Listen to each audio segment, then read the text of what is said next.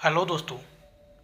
आज की कहानी एक हंटेड गांव की कहानी है, जिस गांव के ऊपर एक प्रेत आत्मा का साया था और वो साया केवल नवजात शिशु को ही अपना शिकार बनाता था। लेकिन इसके पीछे का राज क्या था और वो साया इतना गुस्से में क्यों था, इसी बात से पर्दा उठाएंगे इस कहानी में। तो कहानी में एंड तक जुड़े रहिए। दोस्तों, एक छोटा सा गांव था। उस गांव में लगभग 1500 से 2000 लोग रहते होंगे। उस गांव का जो मुखिया था, उस मुखिया की बहू प्रेग्नेंट थी और उसके बाद उसके 9 माह भी पूरे हो चुके थे। अभी घर में पूरी खुशियाँ आई हुई थी, क्योंकि कुछ ही दिन बाद घर में एक बच्चा आने वाला था। तो जब उसके डिलीवरी का समय आया, तो डिलीवरी होने के बाद जैसे ही बच्चा पैदा होता है और पैदा होने के बाद तुरंत बाद बच्चे की मौत हो जाती है, जिससे डॉक्टर भी शॉक हो गया था। क्योंकि डिलीवरी के पहले सब कुछ अच्छा था, लेकिन डिलीवरी के तुरंत बाद बच्चे की मौत क्यों हुई, ये डॉक्टर को भी समझ में नहीं आया था। अब उस परिवार में पूरी तरह से मातम छाया हुआ था। जिस परिवार में खुशी आने वाली थी, उस परिवार के ऊपर दुखों का पहाड़ गिर चुका था। कुछ दिन बाद लोग उस बात को भूल जाते हैं, लेकिन कुछ दिन बाद सेम दूसरे के यहाँ भी सेम घटना घटित होती है। सेम तरीके से डिलीवरी होने के बाद बच्चे की मौत हो जाती है और उस साल में करीब करीब 8 बच्चों की मौत सेम तरीके से हो जाती है। डिलीवरी के पहले सब कुछ अच्छा होता है, लेकिन डिलीवरी के तुरंत बाद बच्चे की मौत हो जाती है। एक साल में सेम तरीके से बच्चों की मौत के कारण उस गांव के लोग भी बहुत ज़्यादा डर चुके थे। लोगों को कुछ भी समझ में नहीं आ रहा था कि अभी क्या करें। तो मुखिया किसी मांत्रिक को बुला के लाता है, और जब मांत्रिक उसी पूजा पाठ करता है तो वो बताता है कि इस गांव के ऊपर एक खतरनाक औरत का प्रेत का साया मंडरा रहा है, और वही साया सारे बच्चों को शिकार बना रहा है। लेकिन ये औरत कौन थी और उसकी प्रेत आत्मा इतने गुस्से में क्यों थी, उसके पीछे भी एक कहानी है। कुछ सालों पहले उस गांव में एक परिवार रहता था जो बहुत ही गरीब था, इसीलिए वो गांव के बाहर एक झोपड़ी बनाकर रहता था। उस परिवार में 3 लोग रहते थे। एक था मक्खीलाल, उसका बेटा चिंदीलाल और चिंदीलाल की पत्नी दुधिया। चिंदीलाल और मक्खीलाल दोनों भी बाप बेटे बहुत ज़्यादा आलसी थे और कामचोर भी थे, और वो दिन भर दारू पी के इधर उधर पड़े रहते थे। लेकिन दुधिया उसी गांव के कुछ लोगों के घर पे काम करके आमदनी इकट्ठा करती थी, और उसी आमदनी के ऊपर उनका घर भी चलता था। लेकिन मक्खीलाल और चिंदीलाल दुधिया से पैसे छीनकर उसके दारू पीकर इधर उधर पड़े रहते थे। कुछ दिन बाद दुधिया भी प्रेग्नेंट हो गई थी, और प्रेगनेंसी में उसके भी 9 माह पूरे हो चुके थे। लेकिन दिन भर काम करना और भरपेट खाना ना मिलना, इस कारण से दुधिया की तबीयत दिन ब दिन खराब हो रही थी। अभी दुधिया का डिलीवरी का टाइम आ चुका था, लेकिन उसको बहुत तेज बुखार चढ़ा हुआ था। उसका शरीर गर्म लोहे की तरह तप रहा था, और उससे जगह से उठना भी पॉसिबल नहीं हो पा रहा था। अभी दुधिया 2-3 दिन से काम पे नहीं जा रही थी, जिस कारण उसको खाने के लिए भी नहीं मिलता था। अभी दुधिया लगभग 3 दिनों से भूखी थी, और उसकी तबीयत भी बहुत ज़्यादा खराब हो चुकी थी। लेकिन ये देखने के बाद चिंदीलाल और मक्खीलाल दोनों गांव में जाते हैं और लोगों से पैसा मांगते हैं। तो जिन जिन के यहाँ पे दुधिया काम करती थी, उन लोगों ने दुधिया के इलाज के लिए पैसा दिया।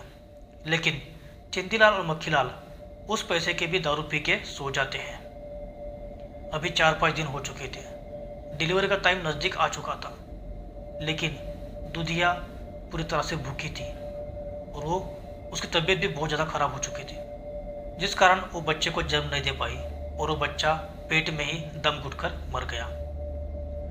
वो दुधिया भी जोर से चिल्ला रही थी, सबको मदद के लिए पुकार रही थी, लेकिन उसके घर से आने जाने वाले लोग भी उसको अनदेखा कर रहे थे। उसकी चीखें सुनने के बाद भी लोग उसकी मदद के लिए नहीं जा रहे थे, और ऐसे करते ही दुधिया ने भी वहाँ पे दम तोड़ दिया, उसकी मौत हो गई। लेकिन मौत के समय दुधिया ने उस गांव को श्राप दिया कि आज के बाद इस गांव में मैं किसी भी बच्चे को जन्म नहीं ले दूंगी, और जन्म होते उसे मार दूंगी। दूसरे दिन चिंदीलाल और मक्खीलाल दोनों फिर से गांव में जाते हैं और दुधिया की मौत के बाद उसके अंतिम संस्कार के लिए लोगों से पैसा मांगते हैं। तो गांव के लोग अंतिम संस्कार के लिए उसे कुछ ना कुछ देकर उसे भेज देते हैं। लेकिन उस समय मक्खीलाल और चिंदीलाल दोनों भी वो गांव छोड़कर निकल जाते हैं। अभी दुधिया का मरा हुआ शरीर उसी झोपड़ी में पड़ा रहता है। कुछ दिन बाद वो सड़ जाता है।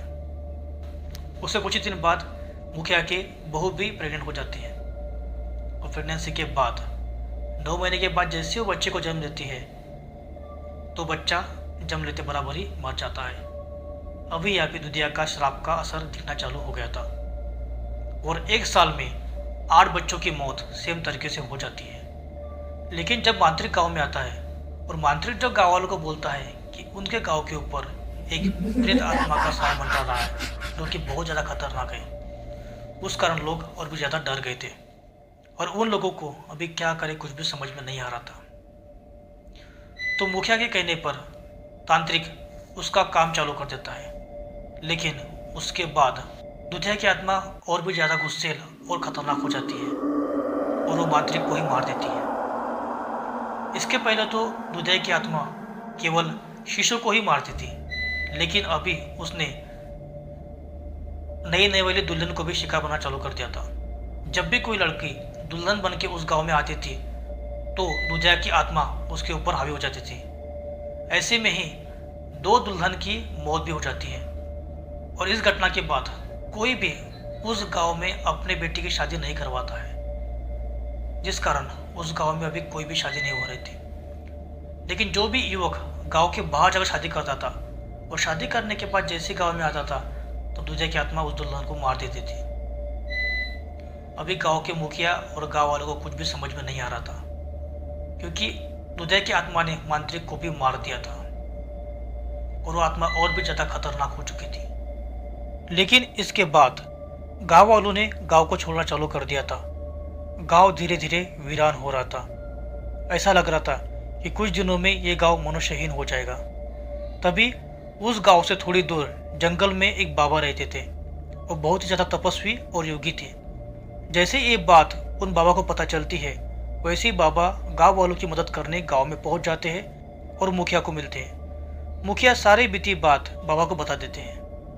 लेकिन बाबा आने के बाद दुधिया की आत्मा और भी ज़्यादा क्रूर और खतरनाक हो जाती है और वो सीधे बाबा पे अटैक कर देती है। बाबा पे हमला करने के बाद दुधिया की आत्मा बाबा को कुछ भी नहीं कर पाती क्योंकि बाबा श्री बजरंग बली के बहुत बड़े भक्त थे। भूत पिशाच निकट नहीं आवे, महावीर जब नाम जपावे। जब महावीर के नाम से ही भूत पिशाच दूर भाग जाते हैं तो बाबा तो स्वयं बजरंग बली के बहुत बड़े भक्त थे, इसलिए दुधिया की आत्मा उन्हें कुछ भी नहीं कर पाई। यह देखकर गांव के लोग भी चकित हो गए। बाबा ने तुरंत उसी गांव के हनुमान मंदिर के बाहर यज्ञ करना चालू कर दिया और यज्ञ को देखने के लिए गांव के सभी लोग और युवक भी वहां पे आ गए।